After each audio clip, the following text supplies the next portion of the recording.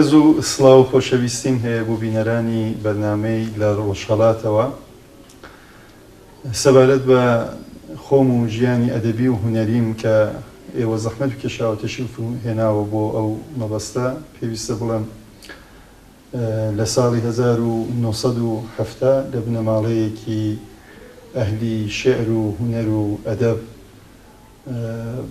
چاوم بە ژیان کراوەتەوە.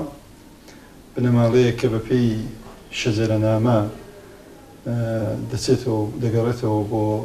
مەلایانی ناوچەی شەمۆڵە، لەوێژرا بۆ مەلاجامی چۆڕی و لەوێژرا بۆ مەلاوبەکری مسەنیف. مەرحومی بابم یەکێک لە مامۆستایان و شاعیرانی دیاری ناوچەی موکریان بوو، بۆیەش هەمیشە لە نێو ماڵی ئێمەدا باسی شێعر و ئەدەب و هونەر بەرپا بوو و هەر بەو پێش ئەمن تامەزرۆ و تینووی شێعر و هونەر و جوانی بار هاتوو. تەمەنی منداڵی و گەنجیم و ساڵەکانی خوێندنم لە شاری مەهاباد لە بنەماڵەیەکی ئەو جورە کە باسم کرد تێپەڕ بوو و ئەو دەم باش لەبیرمە کە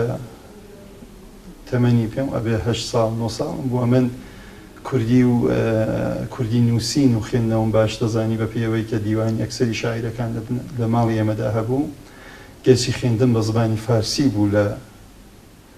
شاری مەهاباد، بەڵام بە هەر حاڵ ئەمە کوردیم دەزانی و لەبیرمە کە نەنکم کە ئێمە بە زبانی خۆمان پێمان دەکوت دایە گەورە، ئەکسەرەن دەگەڵەوەدا دەنیشتم و دیوانی شعری شاعیرانم دێنا بە تایبەت سرودە نیشتیمانیەکان کە لەبەرم دەکردن ئەکسەرم بۆم دەخوێندەوە و زۆر جاریش لە کۆڕ و کۆبوونەوەکان مەرحومی بابم پێی دەکوتم هەستە شعرێکمان بۆ بخێنەوە و دوایە زۆریان ستایش دەکردم. ئەوە بۆ خۆی ئەنگیزەیەکی زۆر بوو بۆ من کە توانم درێژە بدەم بە کاری هونەری و ئەدەبی. تەمەن هەروە دەڕۆیشت و ئەمنیش لە قوتابخانە لەگەڵ هاوپۆلەکانم وەکو خۆشنووس و شاعیری کلاسی خۆمان ناسراو بوو. جاربا شێعرم دەنووسی، بەخەتی خۆش دەمنووسیەوە و هەروەی کە هاوپۆلەکانیشم ئەمنیان قبوڵ بوو، ئەوە متمانە بە خۆبوونێکی زۆری بە من دەدا. بە هەر حاڵ پاش چەند ساڵان کە لە ژیان تێپەڕ بوو، ئەمن مەرحوم بابم فەوتی کرد و درێژەمدا هەروە بە کاری هونەری خۆم لە ئازموونەکانی ئەنجومەنی خۆشنووسانی ئێران بەشداریم کرد و توانیم ببمە ئەندامی ئەسڵی ئەنجومەنی خۆشنووسانی ئێران. کتێبەکەم بەنێوی سەروی سەهی ئەو دەمنووسی کە مەجموعەیەک بوو لە قەتەعاتی خۆشنووسی و چەلیپا و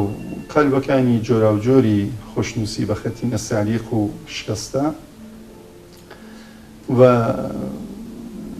وەکو مامۆستاژ لە قوتابخانەکان دەرسم دەداوە. پاژەوەی کە چوومە زانکۆی تاران و لە کۆلێژی ئەدەبی زانکۆی تاران دەستم کرد بە دەرس خوێندن، دەتوانم بڵێم خۆناغێکی زۆر تازە لە ژیانمدا بەدی هات. چالاکیەکانی ئەدەبی و هونەریم زۆر گەشەی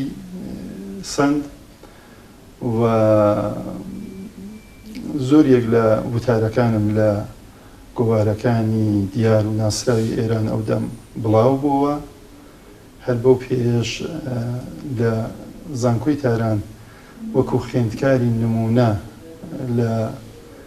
بواری لێکۆڵینەوەدا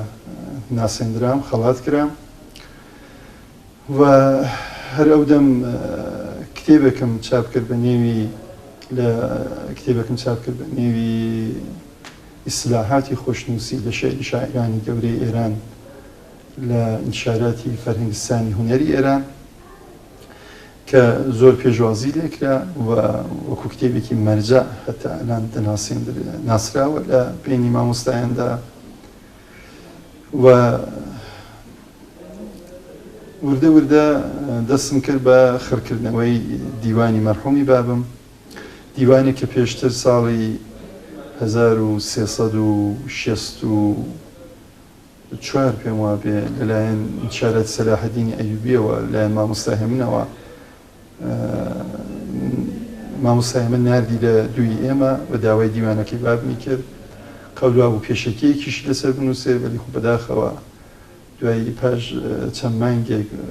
مامۆستا فەوتی کرد و چاپی دیوانەکە واستۆی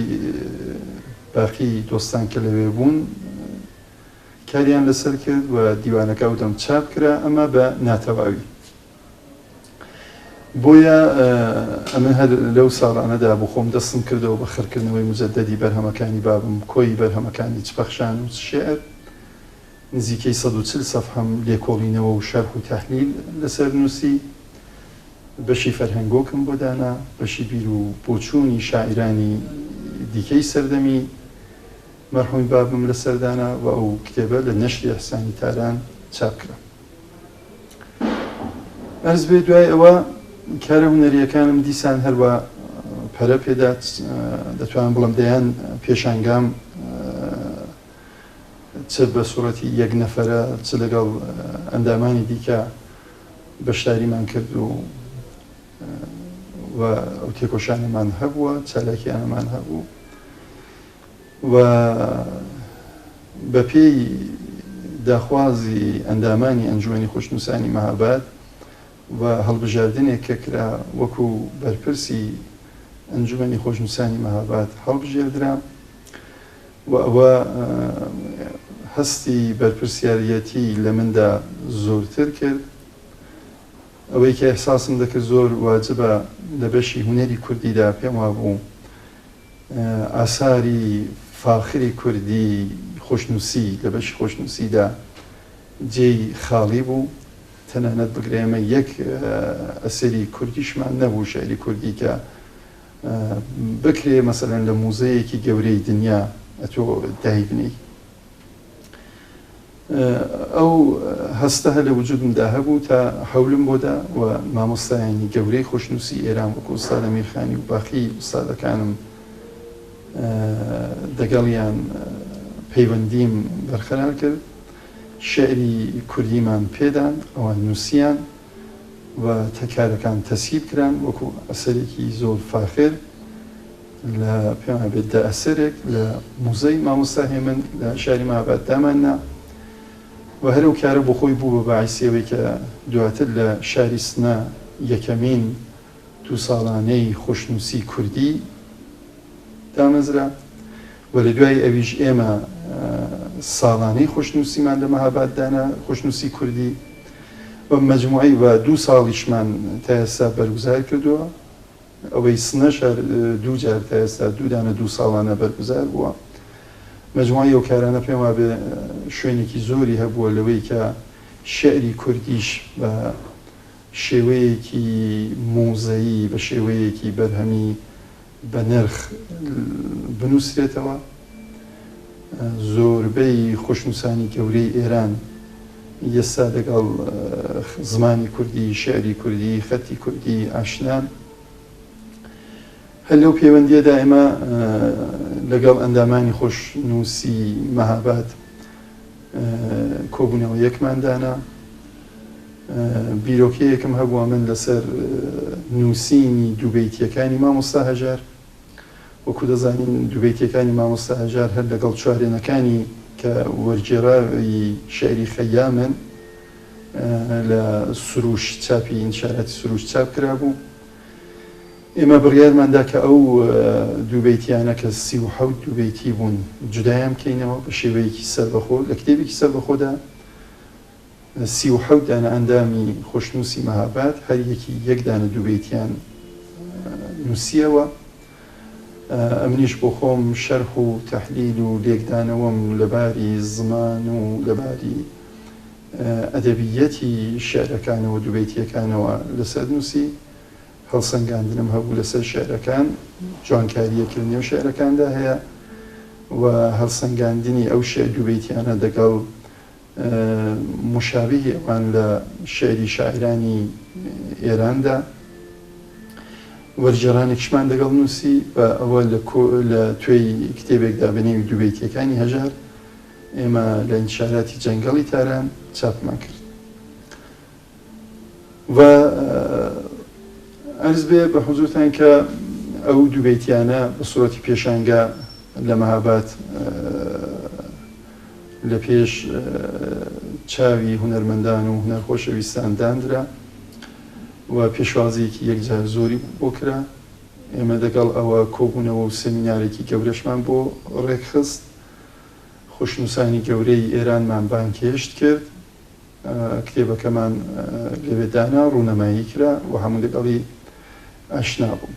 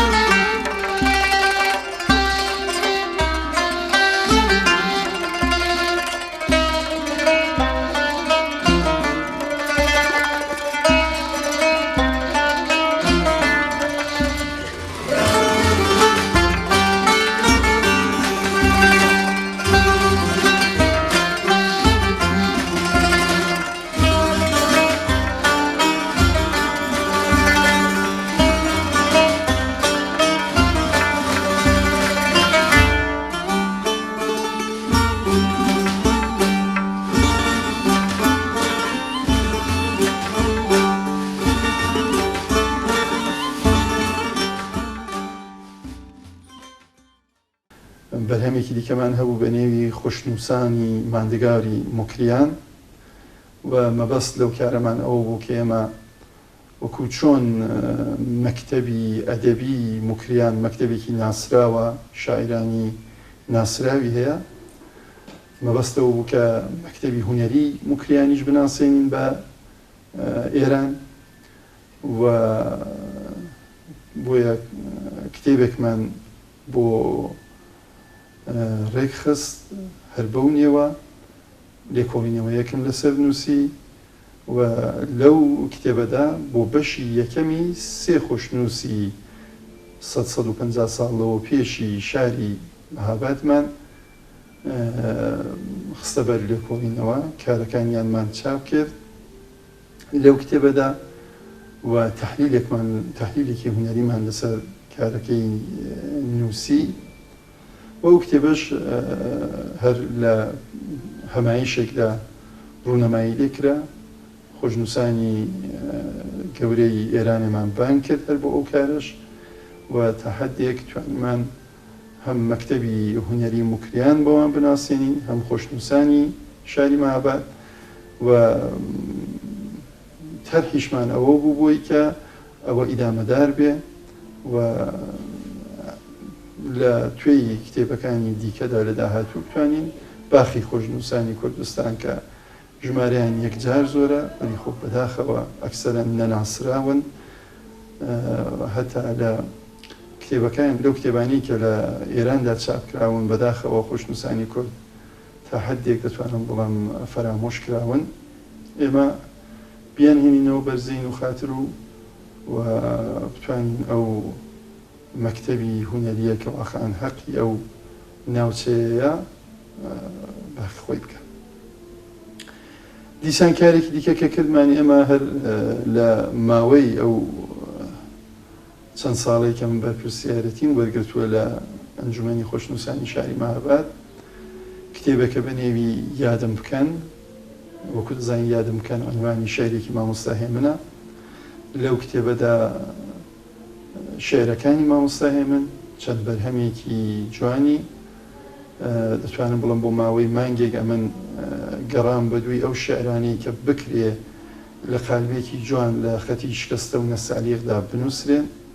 ئەوانەمان نارد بۆ ئوستادانی خۆشنووسی ئێران نووسیان. پێشەکی یەکم لەسەر ئەو خەتانە ئەمن نووسی و ئەویشمان وەکو کتێبێک بە نێوی یادم بکەن چاپ کرد لەو کارەدا شوڕای شاری مەهاباد لەباری ماڵیەوە کۆمەگی کردین شارداری هەروەتر کۆمەگی کردین و دەگەڵ ئەوەی کە بۆ کارەکانی دیکەشمان ئێمە لە خەڵکی شاری مەهاباد ئەوانی کە خۆبەخشانە حازر بوون لەو بوارەدا کۆمەککەم بە ئەنجومەنی خۆشنووسانی مەهاباد ئێمە لە کۆمەکی ئێوانیش خەڵکمان وەرگرت و توانیمان ئەو کارانی کە ئەرزم کردن ئێمە ئەو کارانە بەنجام بگەین لەو کاتەوە لەم خاکەدا دوو پەلانی داوری بەڵێن گوڵە گورگەی حەوڕەنگی گرت لەو کاتەوە بێستانەکان بۆنی تەڕی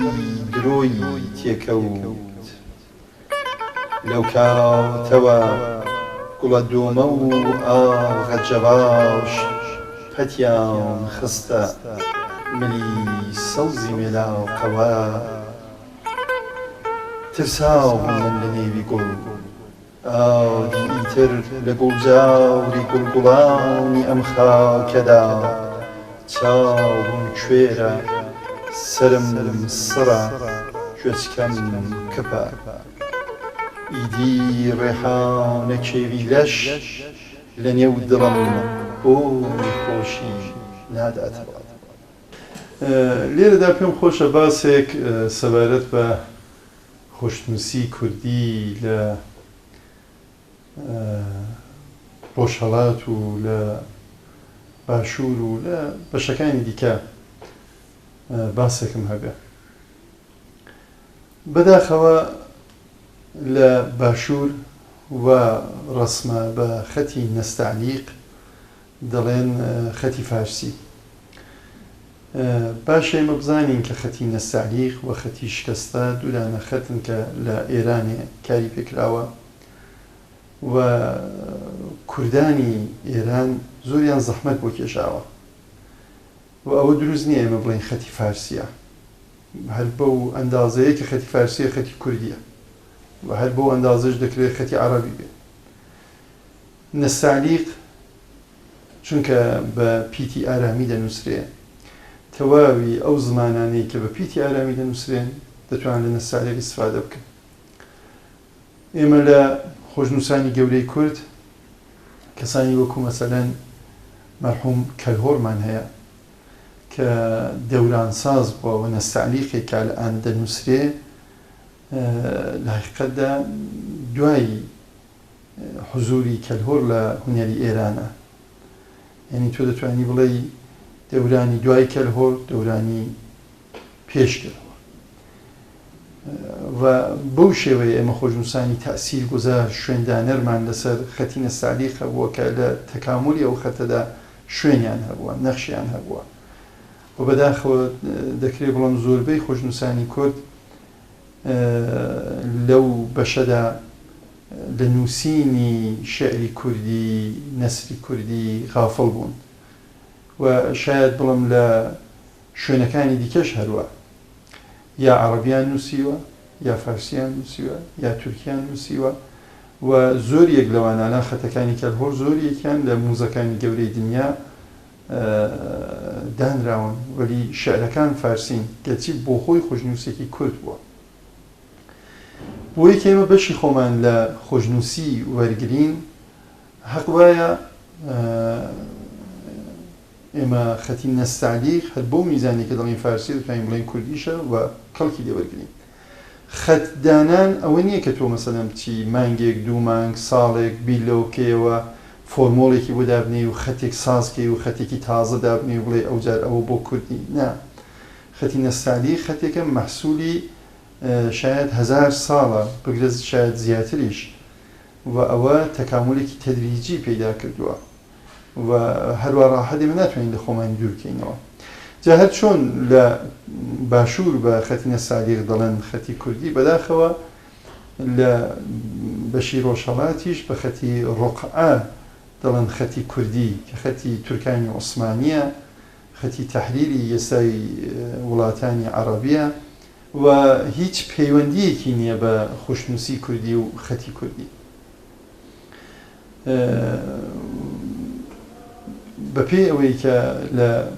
مەختەیەکی زەمانیدا شاعرانی ڕۆژهەڵات هاتنە باشوور وەکو مامۆستای من، وەکو مامۆستای ئاژار و شاعرانی دیکە، و لەوێ ئاشنا بوون لەگەڵ خەتی ڕوقعەی ئەولا و هاتنەوە دوایە بۆ خەتیان نووسی، خەڵکی ئێرە پێیان وا بوو ئەوە خەتی کوردیە، لە حاڵێکدا هیچ پەیوەندیەکی بە خەتی کوردیەوە نییە. خەتی نەسالیق لە چاو خەتی نەسخ، لە چاو خەتی سوز، لە چاو خەتی ڕوقعە، لە چاو خەتی دیوانی، لە چاو خەتی تعلیق، لە چاو خەتهای مختلف کە دەنووسرێ خەتێکی فەوقولادە نەرمە،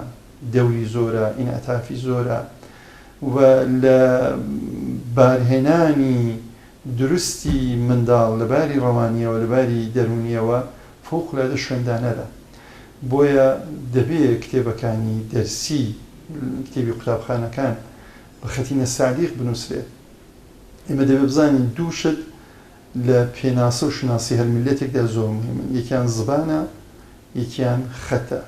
وەکو چۆن ئێمەلان بارهای بار باس کراوە دەڵێن کورد دەبێت زبانی ستانداردی هەبێ، زبانی معیاری هەبێ، هەر بۆ حەدەش مهمە کە ئێمە خەتی معیارمان هەبێ و هیچ خەتێک بۆ کوردی